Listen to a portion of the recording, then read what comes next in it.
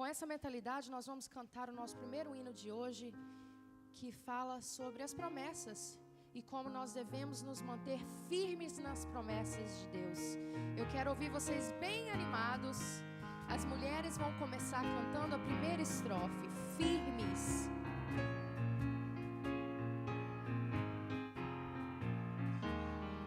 Mulheres. Firme nas promessas de Jesus, Senhor, vou cantar louvores ao meu bom pastor, sempre exaltarei.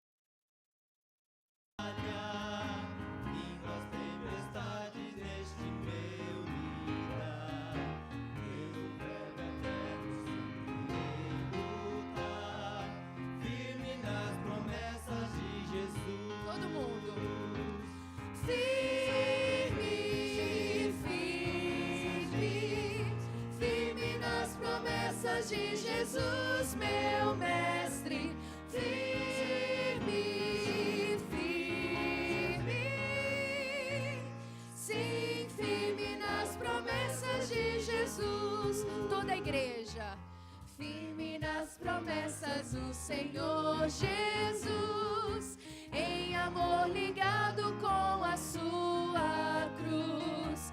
Cada dia mais me alegro nessa luz.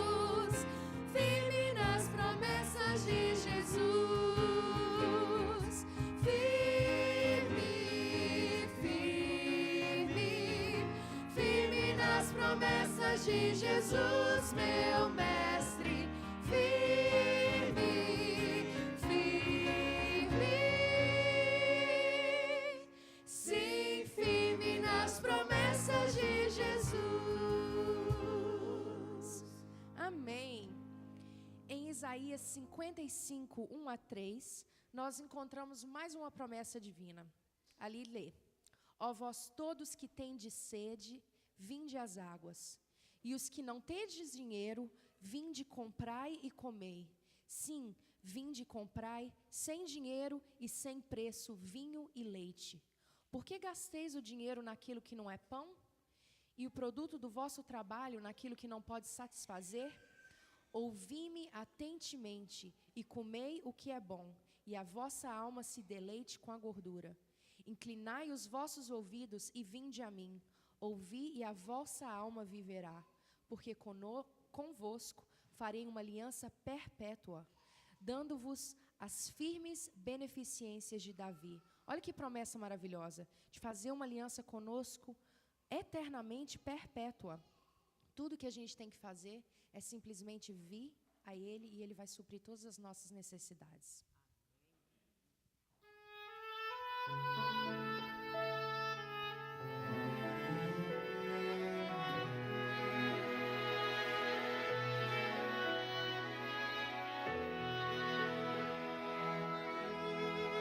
Todos vós que tendes sede, vinde às águas, e quem já se sente perdido, vinde tomar.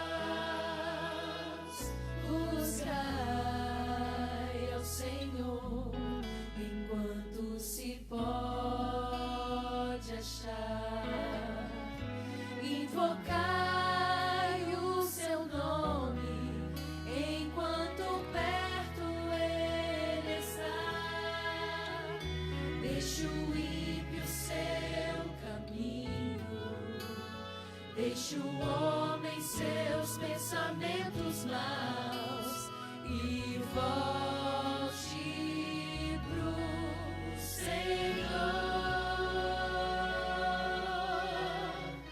Todos vós que tendes sede, vinde às águas.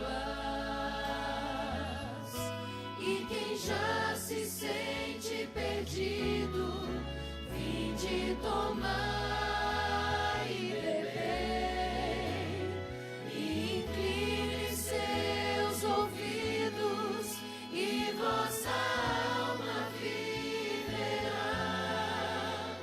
Quem estiver com sede, vinde às águas. Buscai ao Senhor enquanto se pode achar, invocai o seu nome enquanto perto ele está. Deixe o ímpio seu caminho, deixe o homem seus pensamentos maus e volte pro Senhor. Todos vós que tendes sede, vinde às águas. E quem já se sente perdido, vinde tomar e beber, e incline seus ouvidos, e vossa alma viverá. Quem estiver com sede, vinde às águas. Quem estiver com sede, vinde às águas.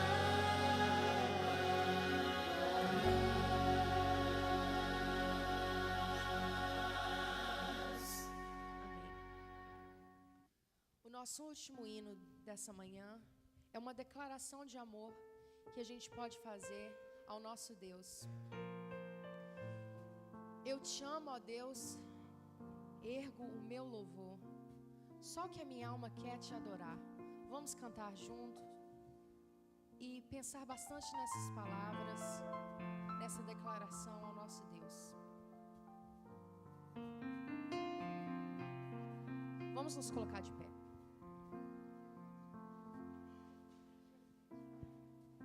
Eu te amo, ó Deus, ergo o meu louvor, minha alma vem te adorar, Senhor. Aceita, pois,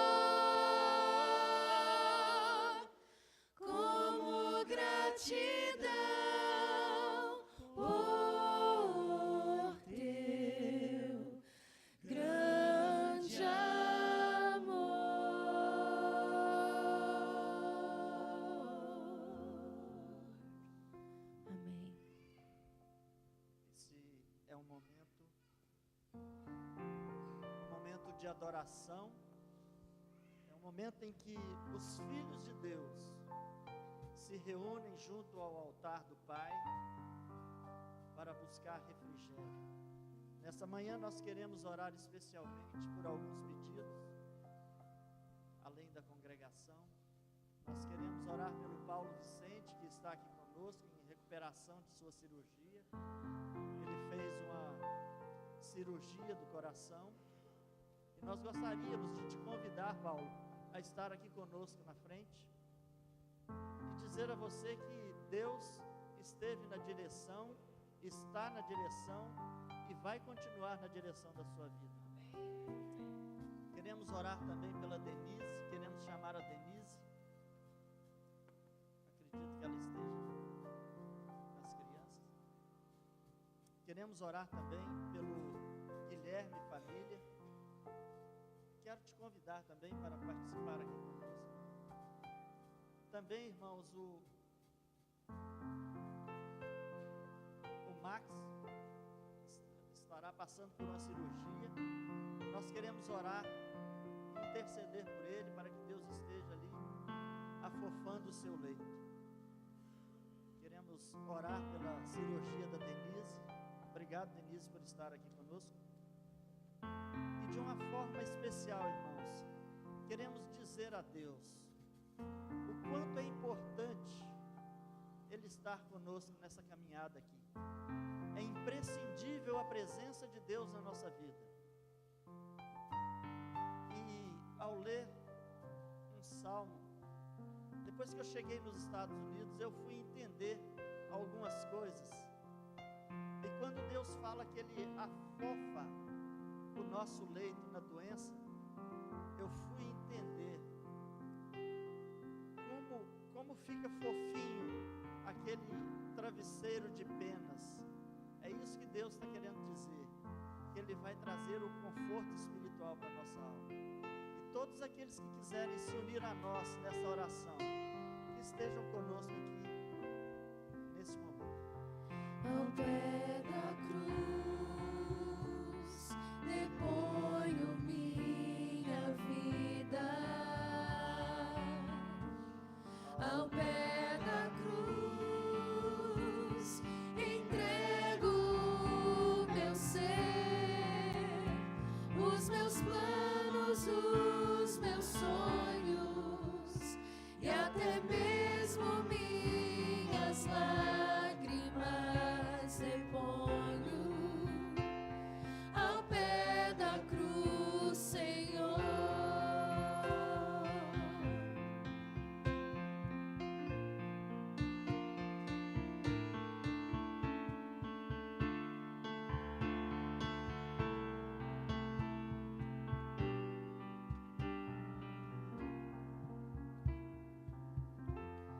Ao pé da cruz, misericórdia peço pra sentir em mim o teu perdão.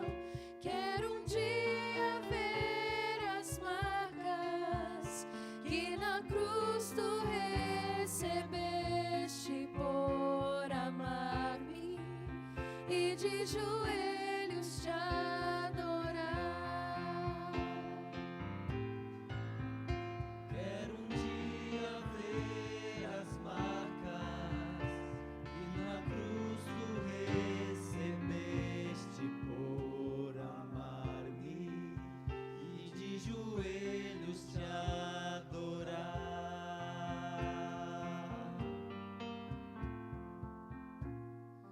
Ao pé da cruz.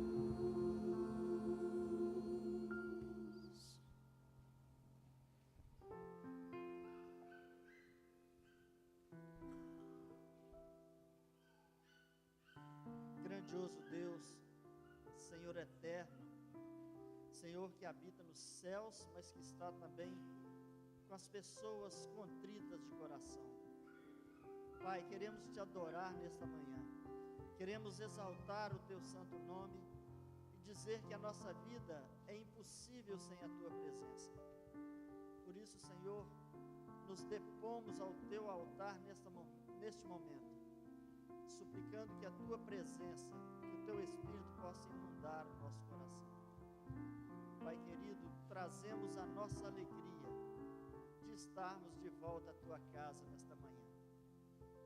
Queremos suplicar neste momento que o trabalho que o Teu Espírito Santo tem feito na vida dos Teus filhos, trazendo refrigério, trazendo a paz, que possa continuar, ó Deus, mesmo em meio ao nosso sofrimento. Pai, prepare a Tua igreja para alcançar a vitória, Pai.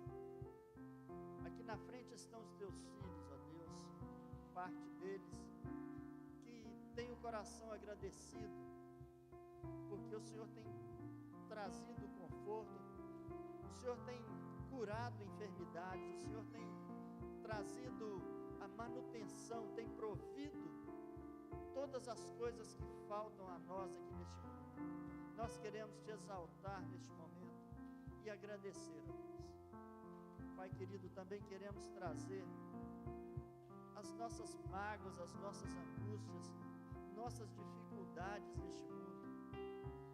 Queremos suplicar, ó Deus, que o Senhor possa fazer o nosso fardo leve, que o Senhor possa trazer a diferença que está faltando na vida dos Teus filhos, que a Tua palavra, ó Deus, possa reinar perene na vida de cada um. Pai querido, colocamos aqui a vida dos nossos irmãos.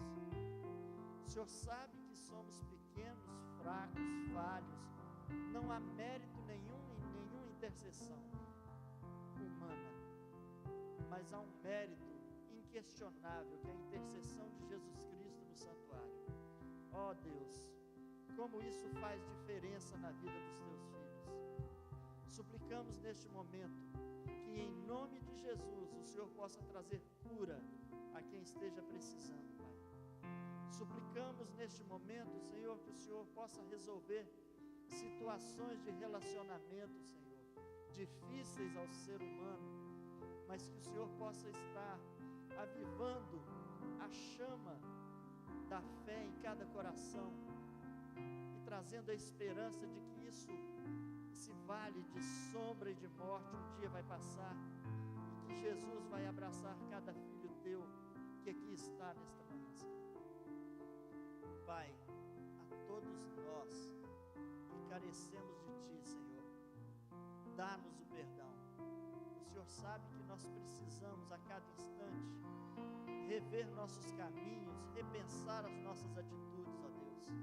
Suplicamos neste momento, Senhor, que o Teu Espírito possa trabalhar incansavelmente no coração de cada pessoa, fazendo mudanças, ó Deus, trazendo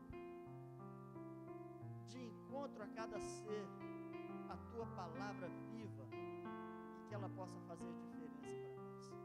Suplicamos pelas crianças que crescem em nosso meio, Senhor, que o Senhor possa trazer a cada uma delas a necessidade de estar orando a Ti, a vontade de Te servir, ó Deus, que possam crescer não somente em estatura, mas em graça diante de Ti. Suplicamos pela pregação desta manhã, que o irmão Lucas, que trará a mensagem, Senhor, possa ser ungido pelo Teu Espírito Santo e que nós estejamos preparados para ouvir e para praticar as coisas que aprendamos aqui. Nós Te rogamos essas bênçãos, Senhor, em nome de Jesus.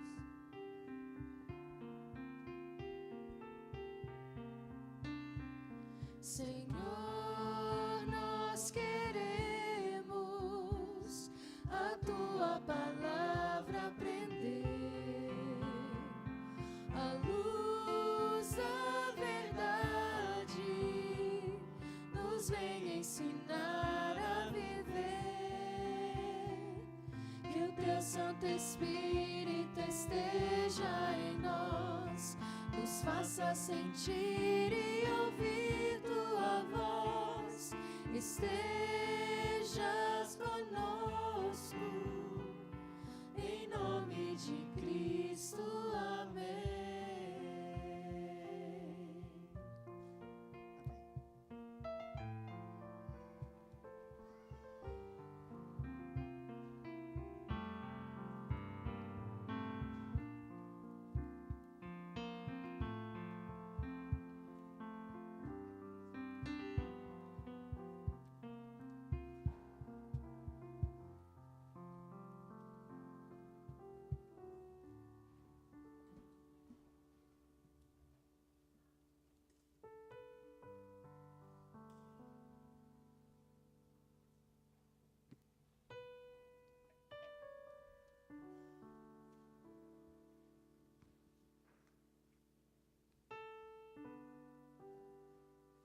Bom dia, irmãos. Feliz sábado para todos. De forma especial, queremos estender a todos nossas sinceras e cordiais boas-vindas. Em nome da direção da igreja, do pastor Dom Ancionato, dizer a ti que é um prazer tê-lo conosco nessa manhã. Você, membro regular. Mas também queremos fazer alusão fato de que algumas semanas atrás, coisa de um mês atrás, foi lido que o relatório da secretária, a secretária leu o relatório, fazendo menção de alguns membros que foram recebidos aqui na igreja. Nós gostaríamos de dizer para você que está conosco há algum tempo, que é um prazer muito grande tê-lo conosco nessa manhã, né? Leandro e a Lilian, vocês viajam um pouco, né, para chegar aqui. Moro aqui na casa ao lado, aqui, né? Ok, dá umas 35 milhas mais ou menos. É mais ou menos isso. Prazer muito grande tê-los conosco nessa manhã. A Carol também foi recebida aqui há um mês atrás como membro. É um prazer muito grande tê-la conosco. A Carol a gente conhece já há muito tempo, né, Carol? Há quantos anos? Carol e a Keitiele ainda eram juvenis lá na igreja de Fabriciano, quando fizemos parte da direção dos jovens lá. Prazer muito grande para nós tê-los conosco nessa manhã. Podemos também mencionar o Tiago e a Andressa, que não estão aqui hoje, né? A irmã Hilda, recebemos há pouco tempo atrás, como membro da igreja. E alguns que estão nos visitando nessa manhã, consideramos como visita, já acostumado, né, Rodrigo? Rodrigo Watanabe, né? Agora citei seu sobrenome. Prazer muito grande para nós também tê-los conosco. O Vicente, que todo mundo conhece como Paulão, prazer muito grande, Paulo, tê-lo conosco. Já há algum tempo, já a segunda ou terceira vez que está conosco aqui. Deus realmente possa abençoar. A Carla também, Carla? Está lá no som lá atrás, lá. Tem estado conosco. Enfim, queremos estender a todos vocês que estão já há mais tempo, ou que estão de certo tempo para cá, têm estado conosco, juntos, para louvar e bendizer o nome de Deus. Também queremos agradecer a Glaucia e o Tom, que estão conosco nessa manhã também. O Tom cantou para nós. Que Deus continue sendo louvado pela sua voz. Hoje à tarde, nos foi solicitado que lembrássemos que a partir das 3 horas da tarde, os diáconos e diaconisas estão sendo convocados, para não dizer intimados, às 3 horas da tarde, participarem do treinamento lá na igreja de Everett. A diretora das diaconisas pediu que nós reforçássemos isso, lembrassem, 3 horas da tarde, diáconos e diaconisas,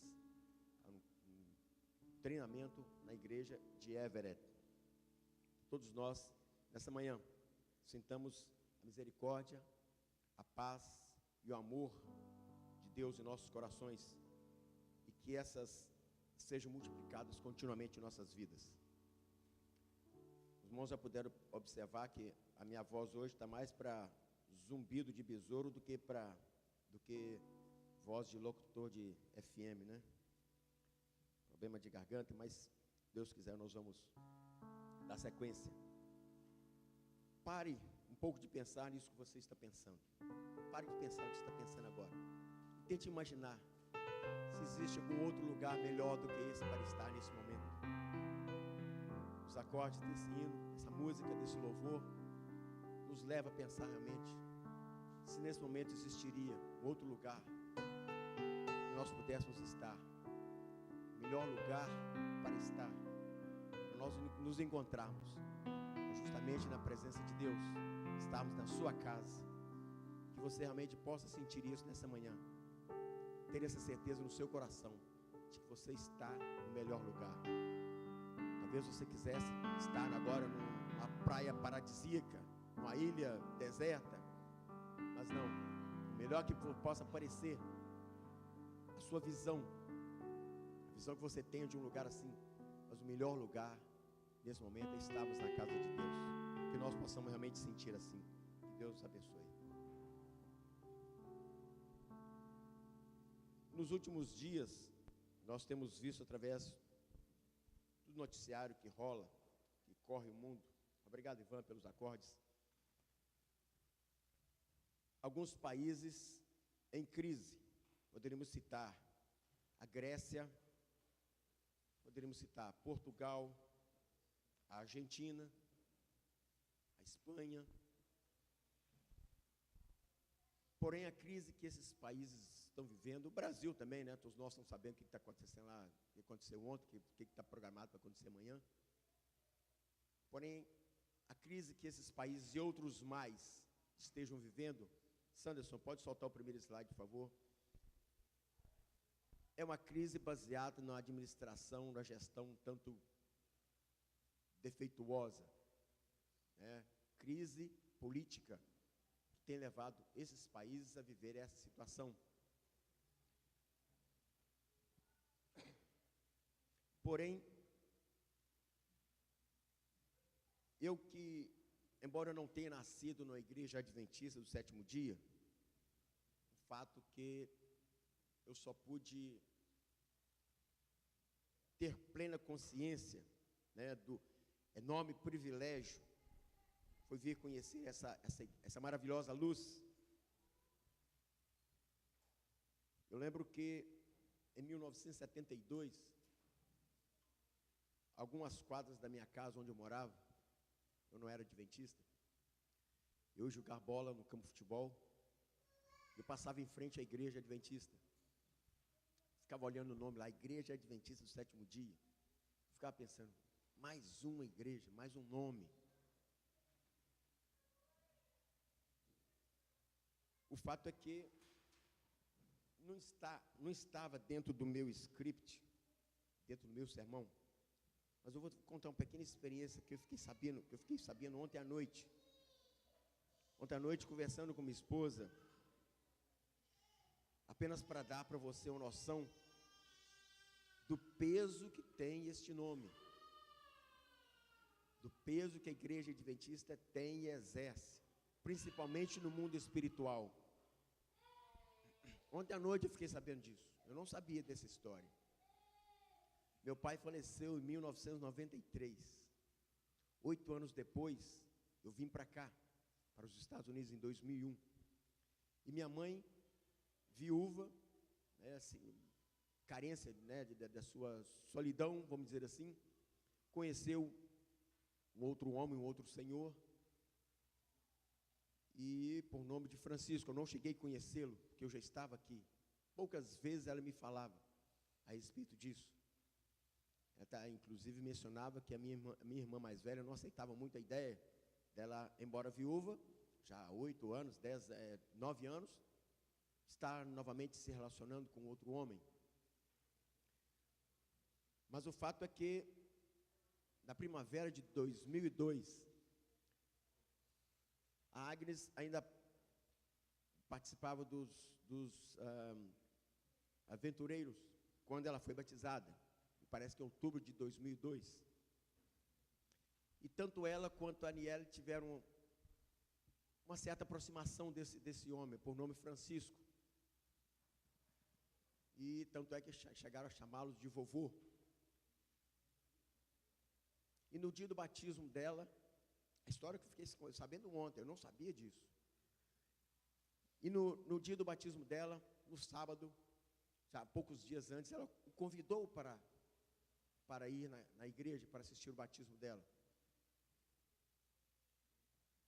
E ele prometeu, em função da animosidade, da aproximação, ele prometeu que iria. Só que ele havia recebido, pouco tempo depois, uns dias no dia seguinte, ele recebeu a advertência de um espírito, porque ele era espírita, de que ele não deveria ir naquela igreja. Ele não deveria estar lá.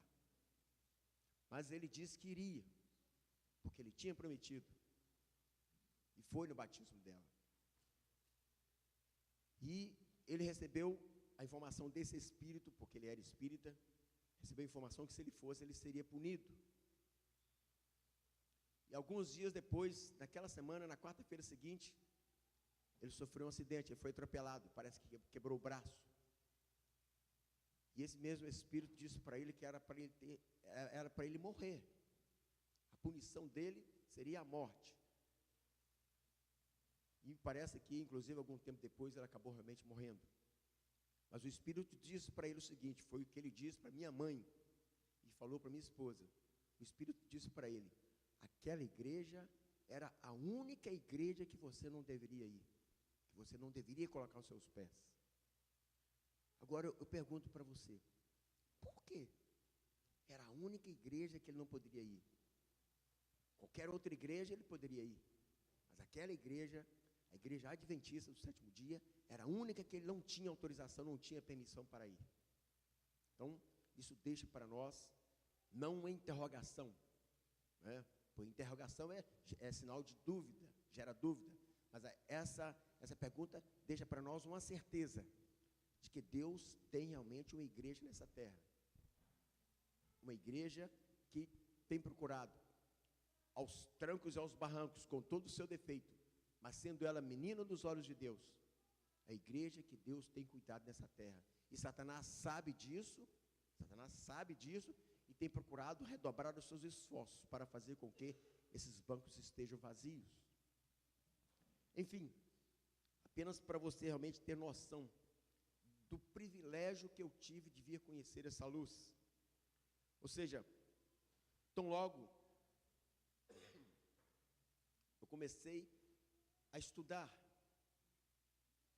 comecei a ouvir falar, diríamos assim, da chamada crise final, que o mundo em particular e a igreja haveriam de viver imediatamente antes da segunda vinda de Cristo a essa terra.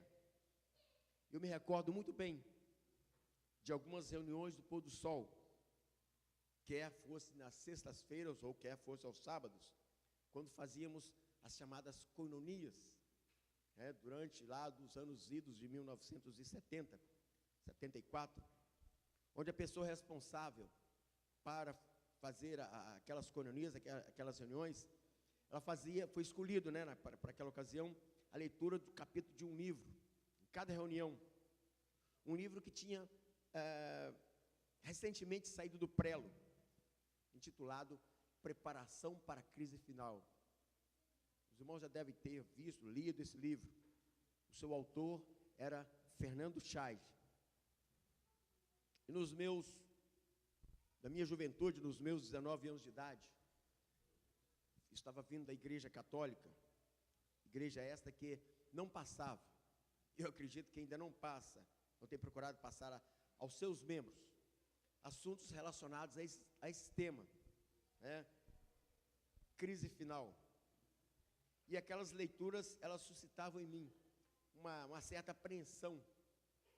E na minha mente ficou apenas um quadro um tanto negro dos acontecimentos finais, que falava de uma crise final que viria.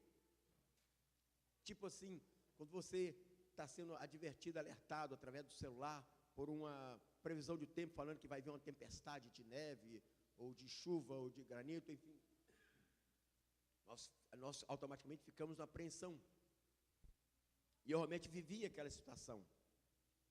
Anos mais tarde, porém, eu viria então a descobrir por mim próprio a incrível riqueza contida na mensagem desse livro citado, que se tornou, de uma certa forma, um paradigma para mim, no caso, para a compreensão das Escrituras e dos acontecimentos atuais. E a parte da Bíblia, eu creio poder afirmar que nenhum outro livro exerceu uma influência tão grande em mim como esse, Preparação para a Crise Final.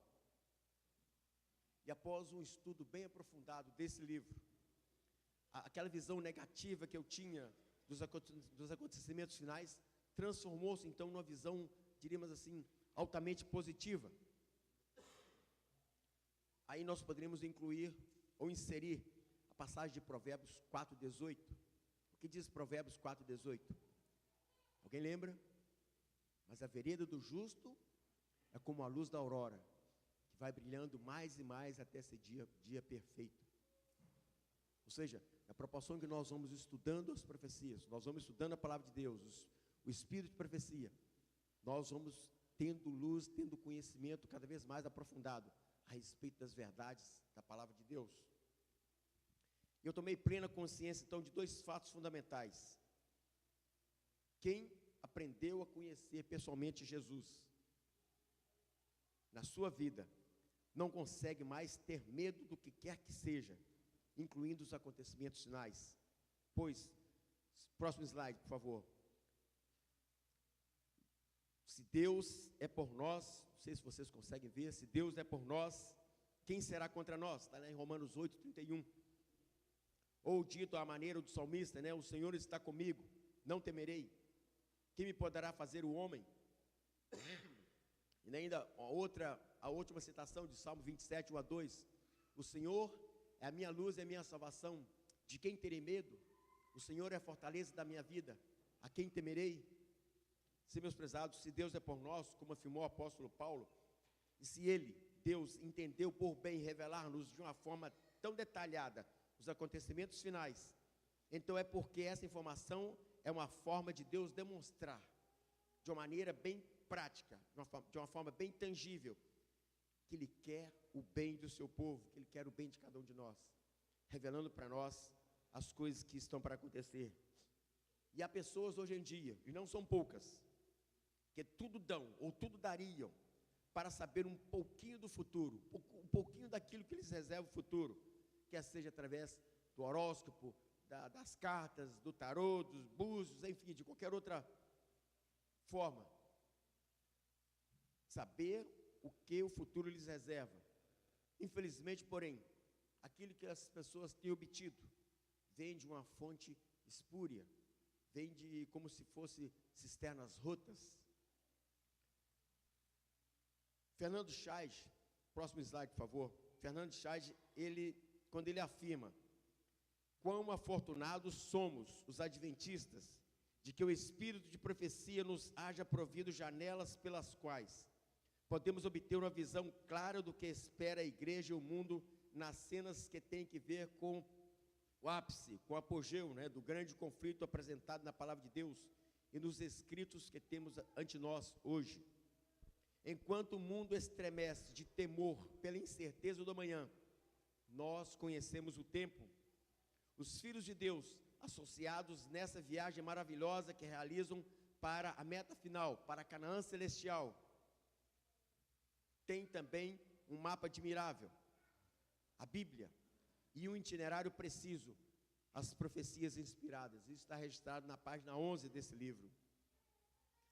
Qual é a natureza, então, da crise final?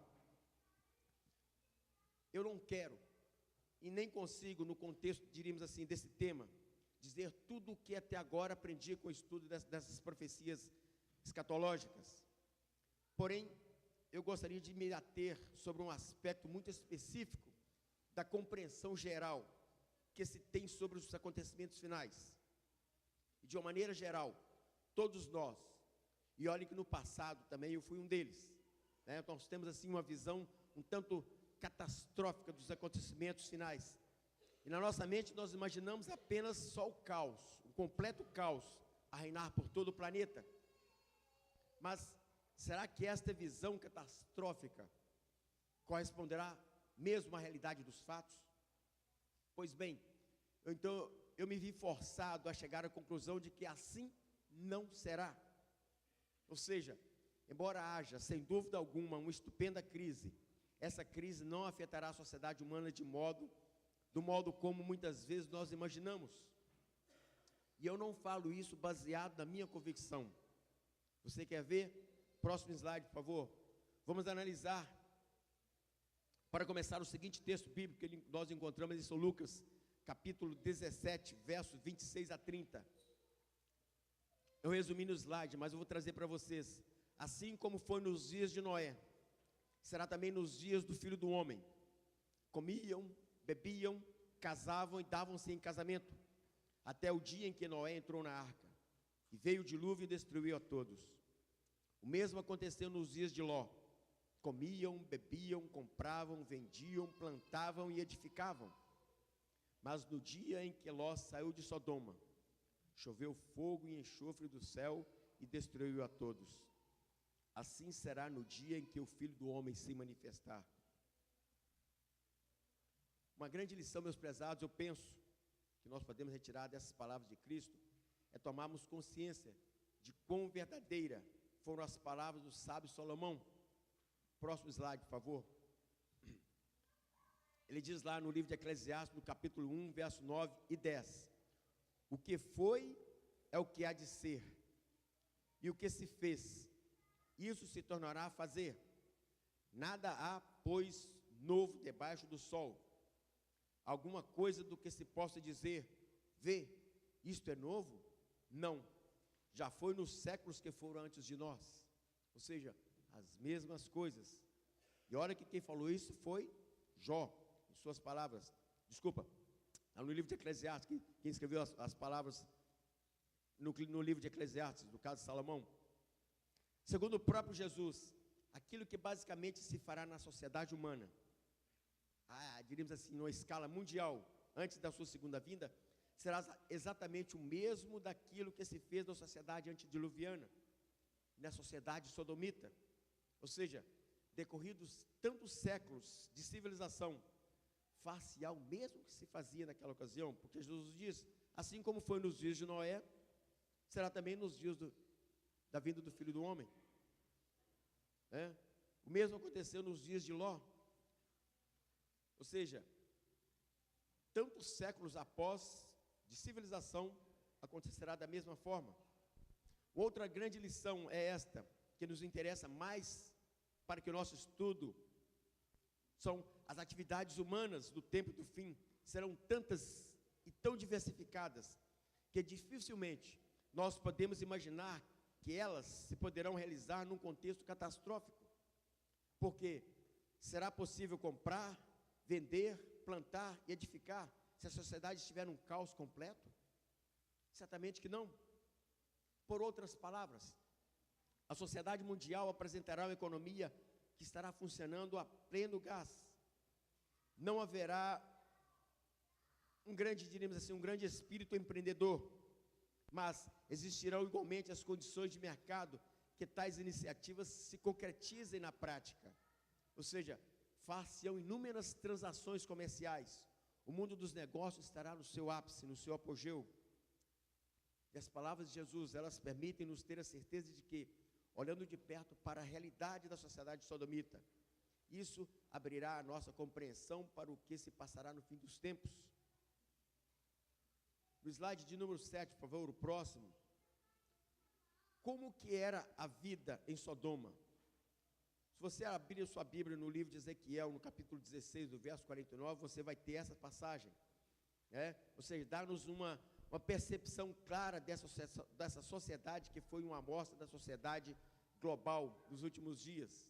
Que diz lá, eis que esta foi a iniquidade de Sodoma, tua irmã, soberba, fartura de pão e próspera tranquilidade teve ela e suas filhas, mas nunca amparou o pobre e o necessitado.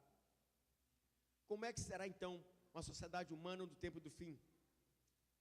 Porque terá fartura de pão e próspera tranquilidade. E para que tal fartura e prosperidade existam, não acha que tem que haver um mecanismo de produção, de comércio a funcionar em pleno gás?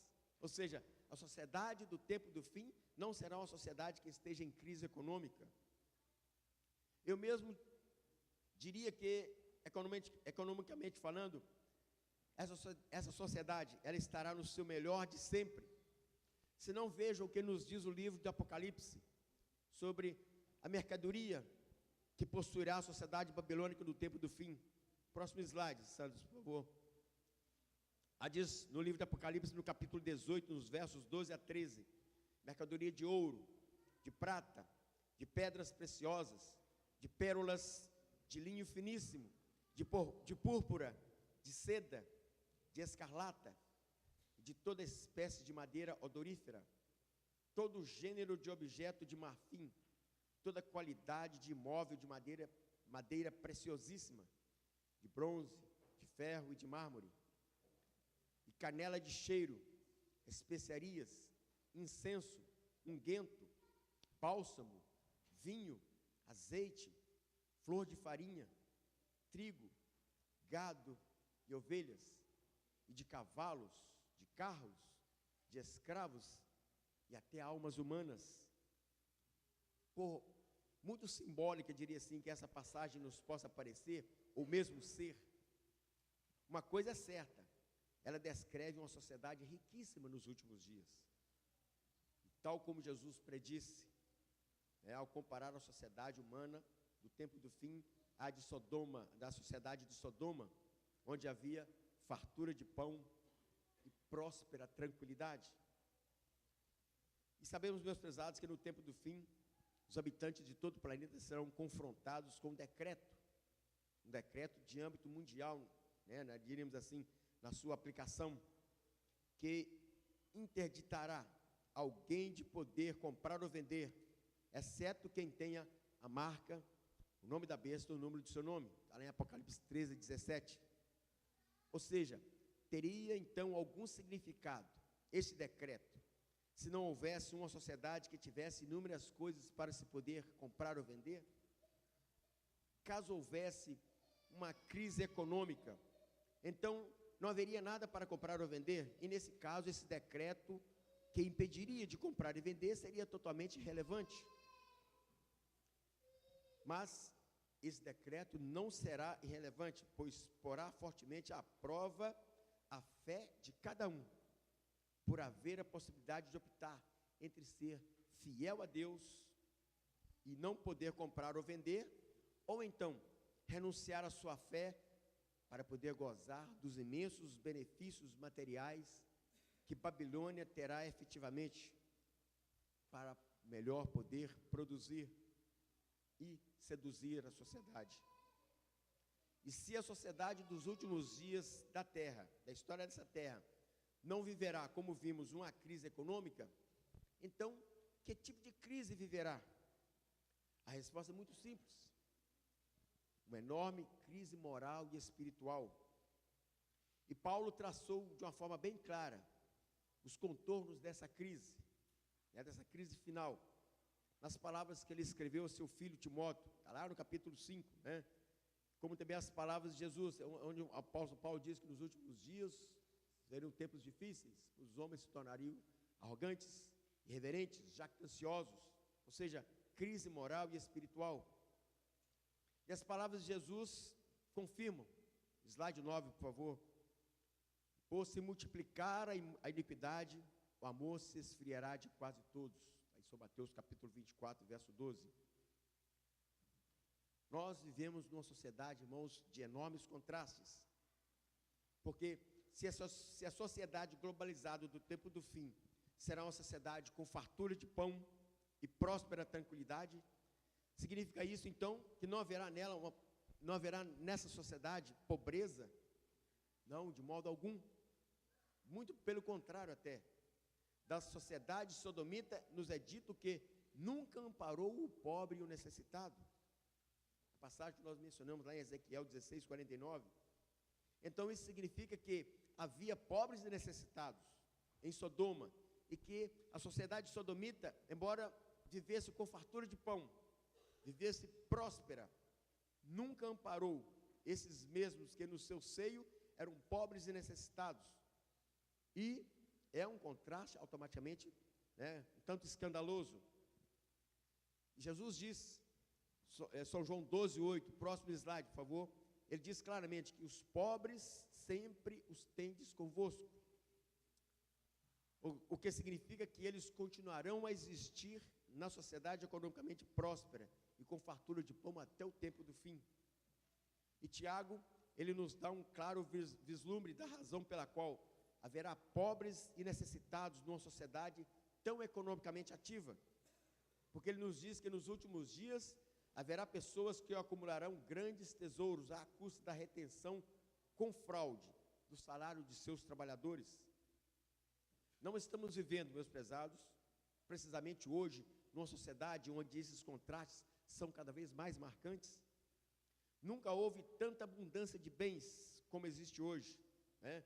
O número de grandes e pequenas empresas comerciais, de todo gênero, não para de crescer, né?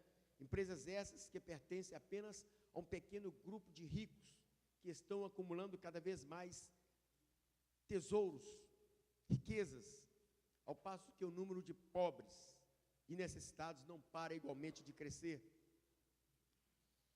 Queremos concluir o seguinte: viveremos numa sociedade caótica no tempo do fim? Em termos morais e espirituais, não tenhamos a menor dúvida, mas em termos econômicos, teremos uma sociedade farta, teremos uma sociedade rica, a funcionar em pleno vapor, sobretudo movidas pelo enormíssimos capitais financeiros de pessoas sem escrúpulos, que enriquecem cada vez mais à custa do empobrecimento real de uma grande parte, uma parte muito significativa da população. Preste atenção nas seguintes palavras que a irmã White, ela escreveu no livro Desejado de Todas as Nações. O próximo slide, por favor. Ela diz o seguinte: venha quando vier, o dia do Senhor virá de improviso aos ímpios, correndo a vida a sua rotina invariável, encontrando-se os homens absortos nos prazeres, negócios, comércio e ambição de ganho, estando os dirigentes do mundo religioso a engrandecer o progresso e ilustração do mundo, e achando-se o povo embalado numa falsa segurança. Então, como o ladrão à meia-noite rouba na casa que não é guardada, sobrevirá repentina destruição aos descuidados e ímpios, de modo nenhum escaparão. Esse texto foi extraído de Tessalonicenses, capítulo 5, verso 3. 1 Tessalonicenses 5, 3.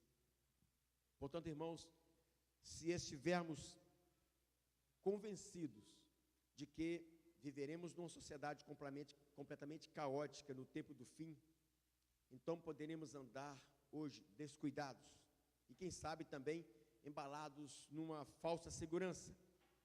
E quando tal caos acontecer realmente, após o tempo da graça ter terminado, então já será tarde demais para podermos escapar, caso tenhamos procrastinado a entrega total e sem limites de nossa vida a Deus. Gostaria apenas de ler alguns trechos aqui desse livro, Eventos Finais, na página 13, na página 15 e na página 61, apenas pequenos trechos que diz o seguinte: assim, nas profecias, o futuro se patenteia diante de nós tão claramente como se revelou aos discípulos pelas palavras de Cristo.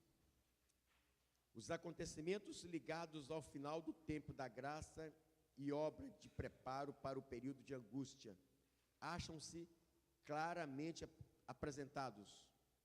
Multidões, porém, não possuem maior compreensão dessas importantes verdades do que teriam se nunca houvessem sido lhes reveladas.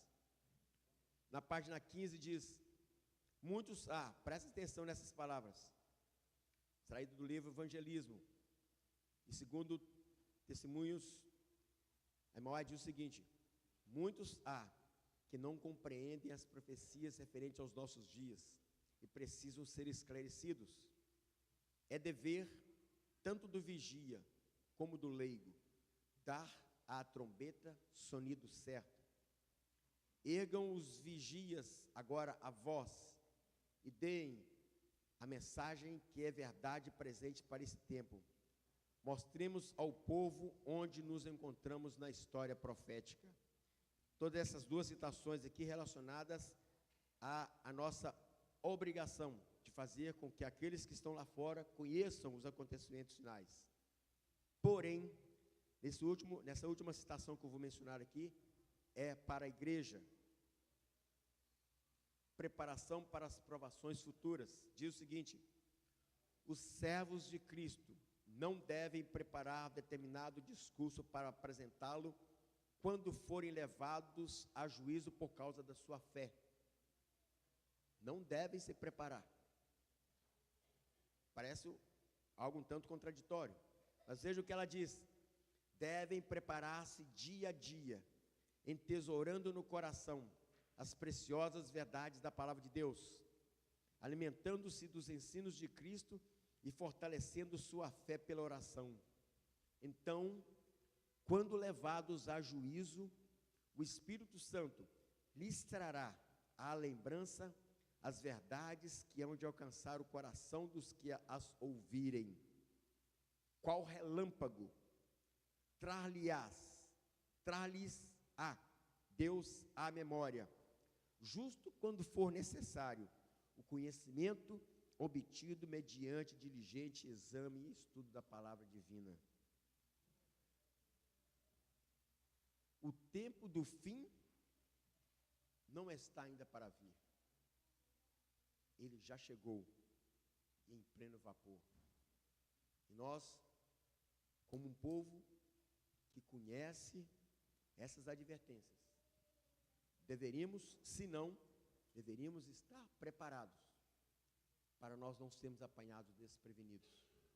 Como o ladrão da meia-noite, ou como as 5 virgens nécias, mas que realmente possamos estar preparados, porque Jesus Cristo está às portas. Quando Ele voltar, quer seja amanhã, daqui um mês, daqui um ano, 5, 10, 15, 20, não podemos precisar, mas quando Jesus Cristo voltar, que você e eu, nós estejamos preparados para recebê-lo, como também ajudado outros a se prepararem, porque muitos vão lamentar naquele dia o terem tido a oportunidade de saber, terem tido a oportunidade de aprender e não o fizeram.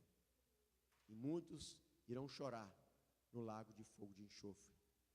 Mas que nós possamos, naquele dia, naquela manhã gloriosa, estarmos no mar de vidro, diante da presença de Cristo, recebendo a nossa coroa de glória inacessível.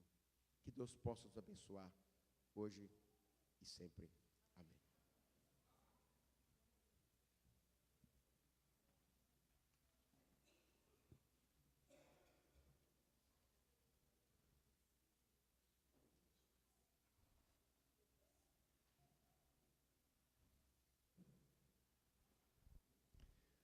Vamos colocar em pé para a oração final.